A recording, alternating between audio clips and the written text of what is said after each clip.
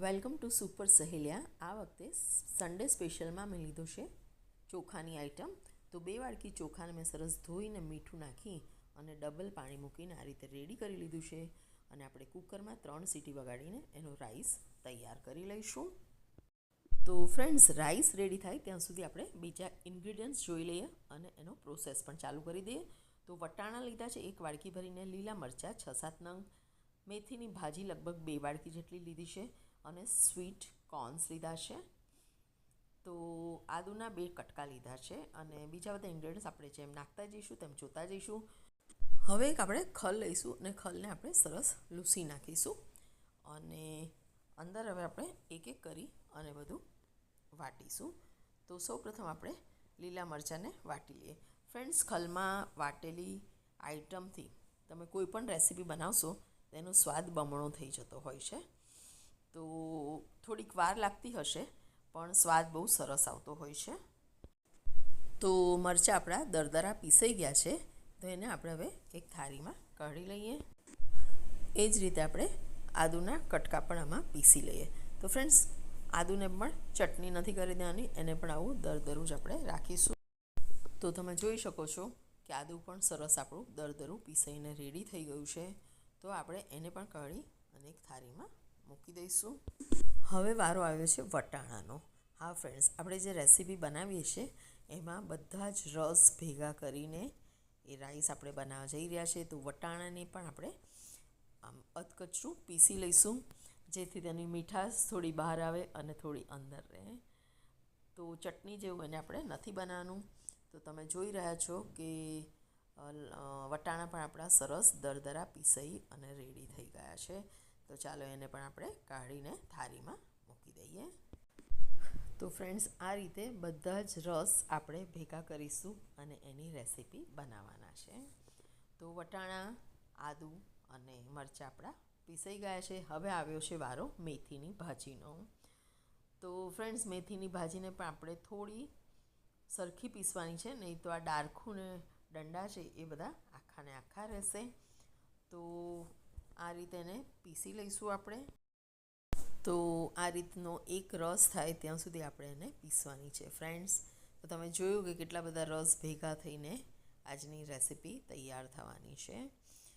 તો આ રીતે આપણે એને પીસી લઈશું. તો મેથીની ભાજી પણ રેડી છે. ચાલો એને પણ આપણે એક થાળીમાં કાઢી લઈએ.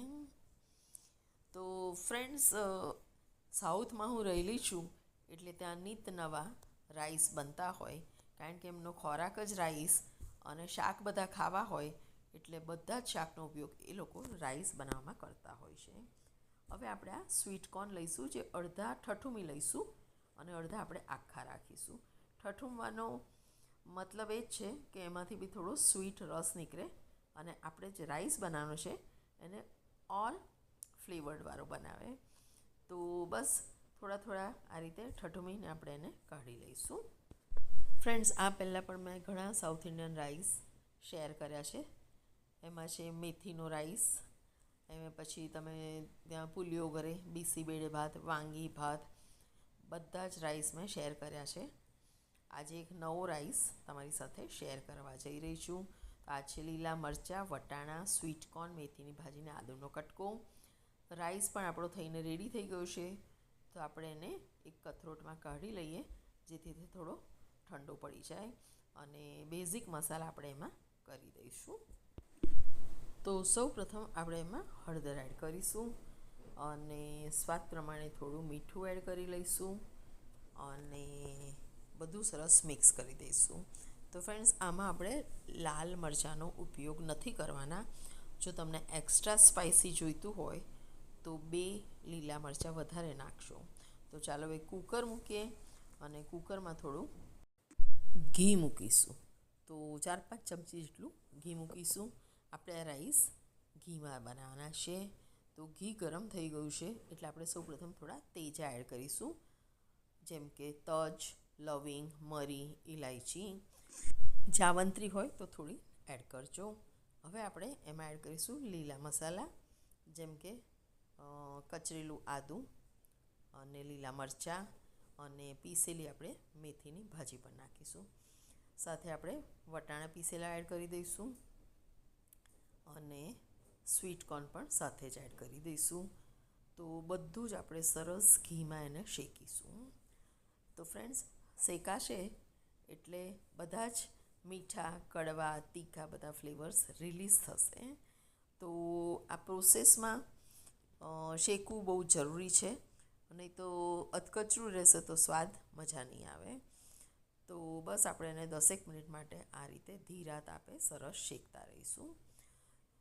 થોડી વારે કલર બદલાશે તો તમને ખ્યાલ આવશે કે થોડું શેકાયું, અને શેકાઈ જશે પછી સરસ સુગંધ આવશે એટલે કન્ફર્મ થઈ જશે કે આપણો આ બધો મસાલો સરસ શેકાઈ ગયો છે. ઘી આપણે ઓછું પાડ્યું છે એટલે છૂટું તો પડશે નહીં, પણ બધી ભાજી અને એ બધું ઓસવાઈ જશે. તો થોડું મીઠું નાખીએ એટલે પ્રોસેસ થોડો જલ્દી થઈ જાય. તો ફ્રેન્ડ્સ, તમે જોઈ શકો છો કે સરસ બધું ઓસવાઈ ગયું છે અને ચડી પણ ગયું છે.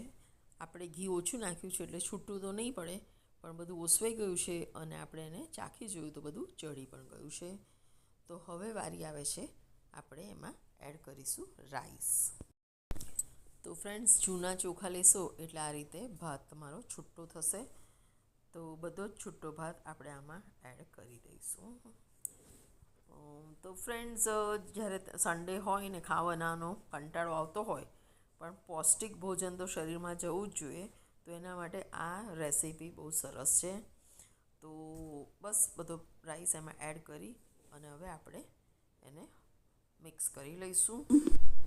પણ એ પહેલાં આપણે થોડું મીઠું એડ કરી દઈએ અને થોડી હળદર એડ કરીશું, જેથી કલર સરસ આવે. તો ચાલો હવે બધું પાછું મિક્સ કરી લઈએ. તો ફ્રેન્ડ્સ, તમે આ રીતે રાઈસ બનાવો છો કે ફક્ત ખાલી ખીચડી જ બનાવો છો? તો સાઉથમાં દરેક ભાજીનો રાઈસ બને, દરેક દાળ નાખે અંદર, અડદની દાળ, ચણાની દાળ, લીમડી, લાલ મરચું, એ બધું નાખીને વઘાર તો ખૂબ જ સરસ કરે, અને આ ઇન્ગ્રીડિયન્ટ્સ તો બધામાં કોમન જ હોય. તો સરસ મિક્સ થઈ ગયો છે, કલર પણ સરસ આવ્યો છે, તમે જોઈ શકો છો. પણ આપણે 5 મિનિટ માટે આ રીતે હલાઈ અને એને આપણે શેકીશું. તો રાઈસમાં પણ જે એક્સ્ટ્રા વોટર કદાચ હોય તો એ બધું ભરી જાય. તો લગભગ 7 મિનિટ પછી હલાયા પછી તમે જોઈ શકો છો કે રાઈસ આપણો એકદમ ખુલેલો થયો છે અને રેડી ટુ સર્વ છે. તો ફ્રેન્ડ્સ, ચાલો મેથી કોર્ન રાઈસ આપણે ગરમ સર્વ કરીએ. ફ્રેન્ડ્સ, તમને આ રેસીપી કેવી લાગી તે કમેન્ટ બોક્સમાં લખજો, અને તમે પણ બનાવજો. સન્ડે સ્પેશિયલ હું રાઈસ એટલે બનાવું કે આખા અઠવાડિયામાં લેડીઝ થાકી ગઈ હોય તો સન્ડે એને પણ થોડો આરામ જોઈએ, તો 1 પોટ મીલ હું બનાવી દઉં છું. So this is nutritious also, healthy and easy to cook, early to cook. તો ચાલો ગરમ સર્વ કરીએ ફ્રેન્ડ્સ. સો 1 પોટ મીલ આપણું રેડી છે, સાથે મેં દહીં સર્વ કર્યું છે.